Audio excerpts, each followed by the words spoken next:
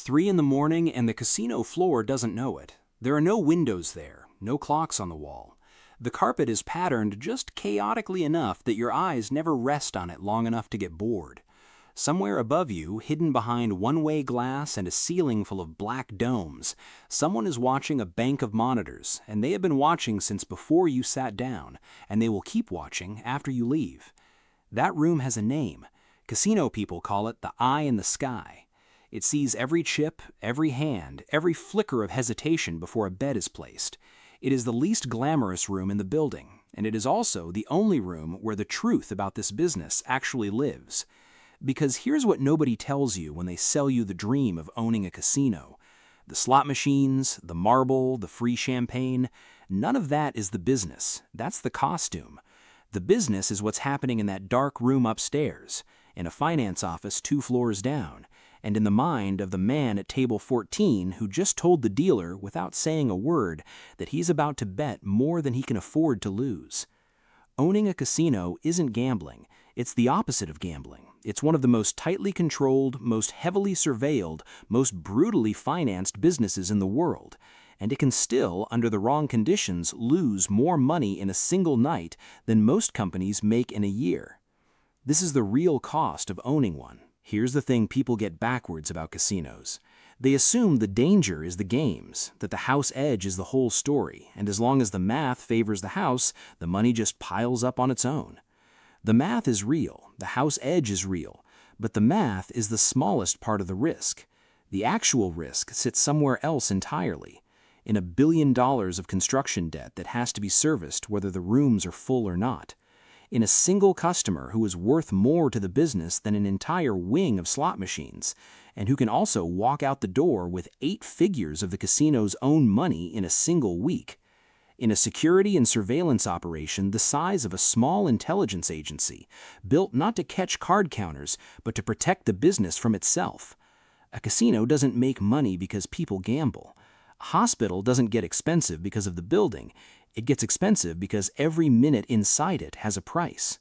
A casino works the same way. It gets expensive and dangerous and occasionally spectacularly unprofitable because every single person who walks onto that floor is a variable the business has to manage in real time for as long as they're standing there. This is a story about what it actually costs to control that many variables, that precisely, for that long, and what happens the rare times the house forgets who's supposed to be in charge. Before a single card is dealt, before a single light is switched on, owning a casino already costs more than most people will make in their lifetime, and that's before construction even starts.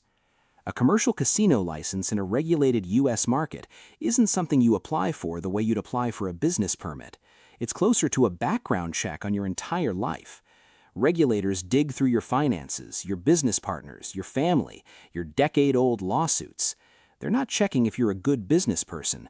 They're checking if you're the kind of person who could be quietly compromised, bribed, blackmailed, leveraged, because a casino handles more untraceable cash on a Tuesday night than most banks see in a week. That vetting alone can take years and cost millions before a single guest walks through the door. And it has to, because once you're licensed, you're not just running a business.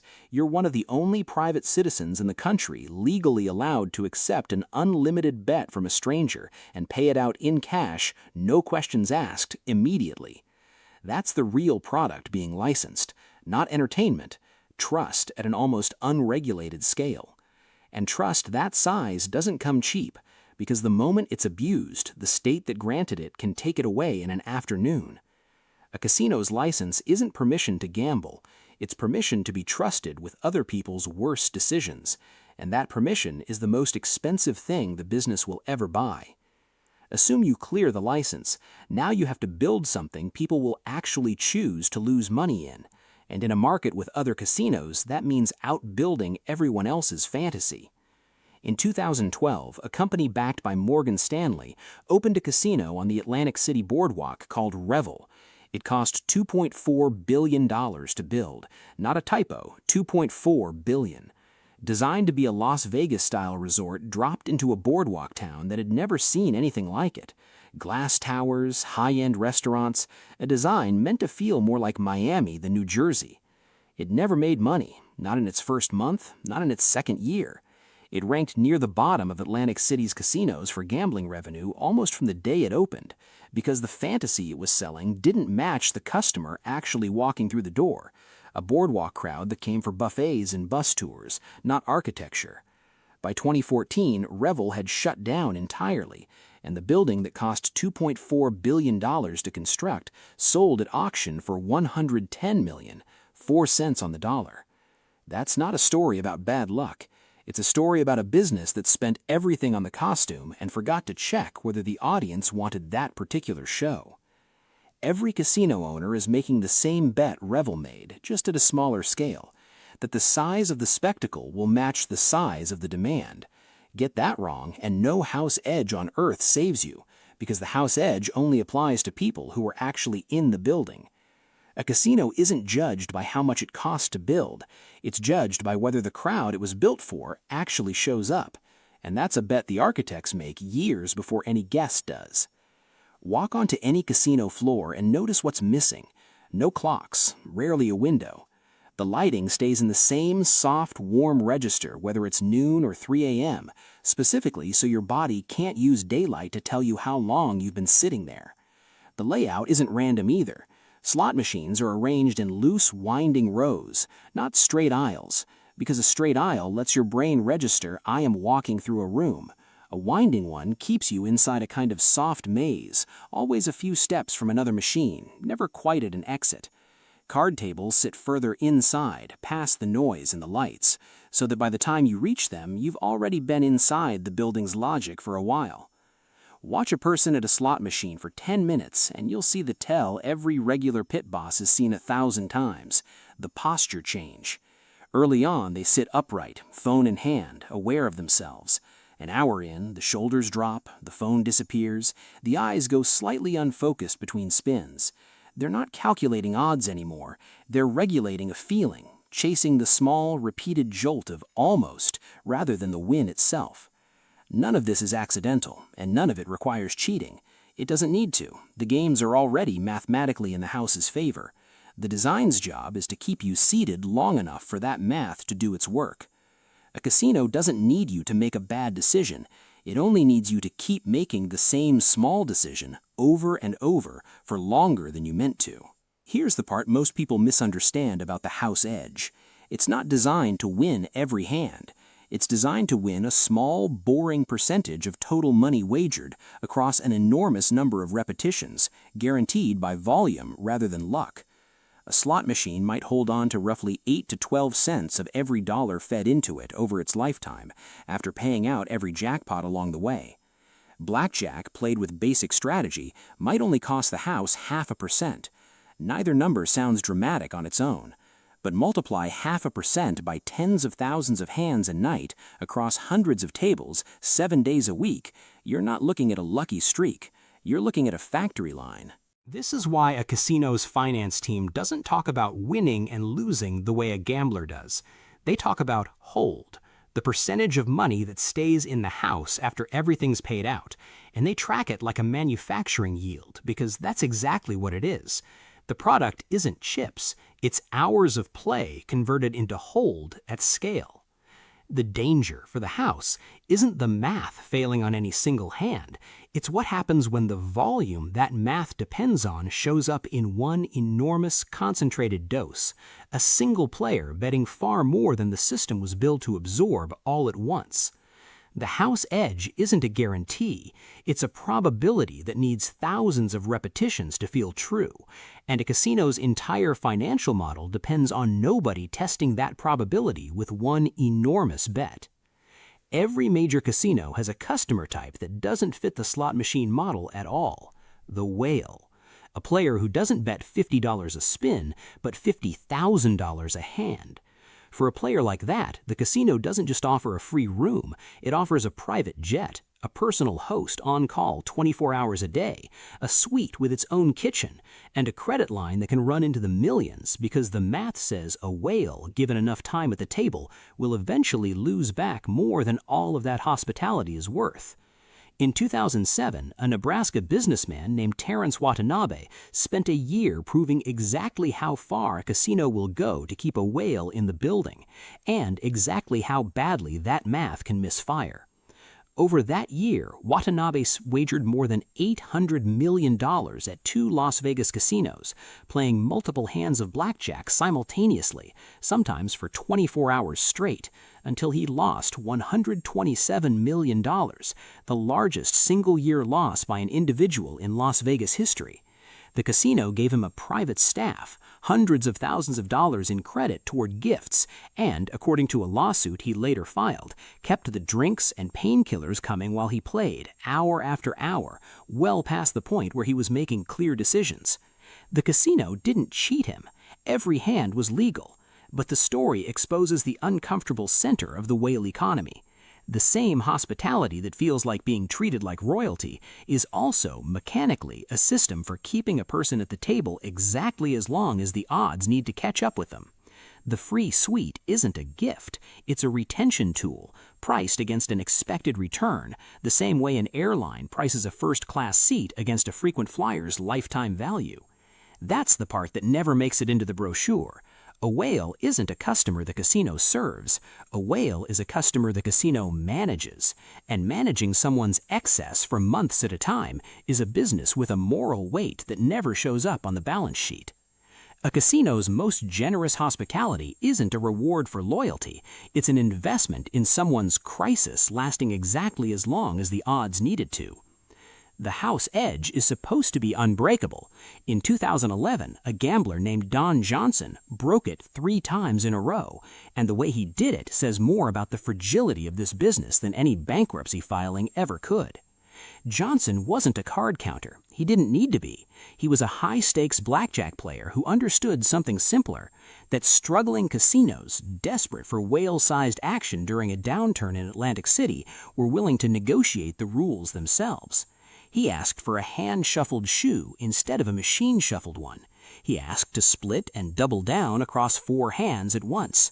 He asked for a loss rebate, a discount of 20% on whatever he lost. Individually, each concession seemed small. Combined, they shaved the house edge down to almost nothing, turning a game the casino was mathematically guaranteed to win into something closer to a coin flip, with the casino now risking far more than it should have on every hand. Over 5 months, Johnson wrote something like $4 million from Caesars, $5 million from the Borgata, and nearly $6 million from the Tropicana in a single 12-hour session, a loss so large that dragged that casino's entire monthly revenue down. The math hadn't changed, the rules had, and the people who approved those rules weren't statisticians. They were executives under pressure to hit revenue targets, making a judgment call in a room with one very calm, very patient man who understood exactly how much leverage a big enough bet could buy him. That's the part every casino owner has to live with and rarely gets said out loud. The house edge is mathematically certain, but the humans authorizing the terms of the game are not. Every high-stakes negotiation is a small crack in the wall, and the bigger the player, the more that crack gets tested. The house always wins, against the rules it wrote for everyone else.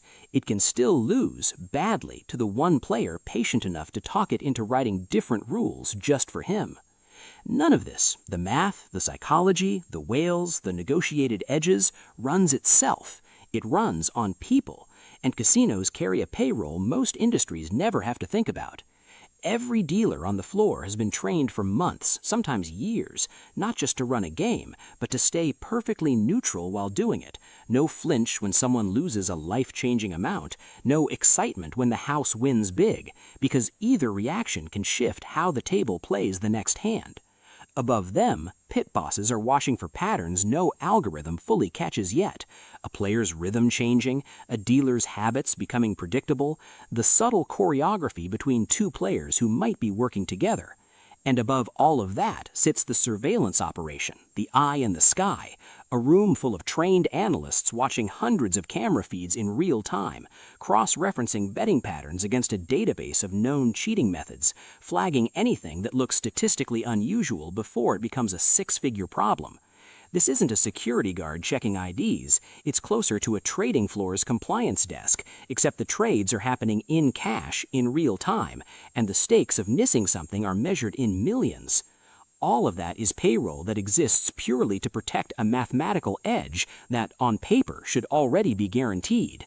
The casino isn't just paying people to run games, it's paying an entire second workforce whose only job is to make sure the first workforce's math actually holds up under pressure from people actively trying to break it. A casino's real headcount isn't the people dealing the cards, it's the people whose entire job is assuming, correctly, that someone in the building is trying to cheat them right now. Here's the irony most people miss. The casino industry runs on the exact same behavior it profits from. Enormous bets made with borrowed money on the belief that the odds will eventually turn in its favor. Revel didn't just fail because the building was too extravagant. It failed with $1.5 billion in outstanding debt at the time of its bankruptcy filing, a debt load that had to be serviced every single month regardless of how many guests walked through the door. When gambling revenue across Atlantic City fell and Revel couldn't hit its numbers, the debt didn't get quieter, it got louder until the lenders themselves ended up owning the majority of a casino they never intended to run. This is the pattern across the industry, again and again. Enormous construction costs financed almost entirely with debt on the bet that a property's future revenue will outrun its interest payments. It's the same wager a whale makes at the blackjack table, leveraged now against an uncertain future, except the casino is making it against itself at the scale of billions instead of millions, with an entire boardwalk economy watching to see who was right. A casino sells certainty to everyone who walks through its doors, while quietly financing itself on the same uncertainty it profits from. It's a business built to eliminate risk for the house that almost never manages to eliminate it from its own balance sheet. The final cost nobody prices in early enough. There are only so many people willing to lose money in one place at one time, and every new casino in a market is betting it can take its share from the ones already there. When Atlantic City lost 4 casinos in a single year during the 2010s, Revel among them, it wasn't because gambling disappeared. It was because the total appetite for gambling in that market hadn't grown to match the number of buildings competing for it. Every new property wasn't just competing for new customers, it was cannibalizing the ones already walking into the casino next door. A casino owner isn't just building a business, they're betting on the ceiling of an entire region's willingness to lose money, a ceiling that doesn't move just because you built something more impressive than your neighbor. Owning a casino means competing for a fixed appetite in a room that never gets bigger just because you built something nicer inside it. Strip away the chandeliers and the free drinks, and a casino is one of the strangest businesses in the world to actually own. It is mathematically guaranteed to make money and routinely finds ways to lose it anyway. Through debt it took on to look impressive, through hospitality that becomes a liability the moment a whale's crisis outruns the casino's edge, through one patient negotiator who finds the one crack in a system built to have none. The real skill in owning a casino was never understanding odds. Anyone can learn a house edge. The real skill is managing every human variable standing between that edge and the money it's supposed to generate. The executive who says yes to one too many concessions, the whale whose losses start looking less like revenue and more like a slow-motion emergency, the market that simply runs out of appetite before your debt runs out of interest payments. Maybe that's the real lesson sitting inside every casino's balance sheet. The house doesn't beat you with luck. It beats you with patience, architecture, and control over how long you stay in the room. But the house is playing that same game against itself, against its own debt, its own ambition, its own need to be the biggest room in town, and it doesn't always win that version of the bet either. The next time you walk past a casino lit up against the night sky, remember what's actually inside it. Not a temple to luck, a machine built to manage human behavior for profit, one that occasionally forgets it's built from the same fragile behavior it was designed to exploit. If this pulled back a curtain you didn't expect, that's the whole point of this series, finding the hidden economics inside businesses that look simple from the outside and turn out to be anything but. Drop a comment with the business you want broken down next, an industry, a company, a business model you've always wondered the real numbers behind. I read every one, and they shape what gets made next. And if you want the next breakdown the moment it drops, subscribe. This is where the real economics live.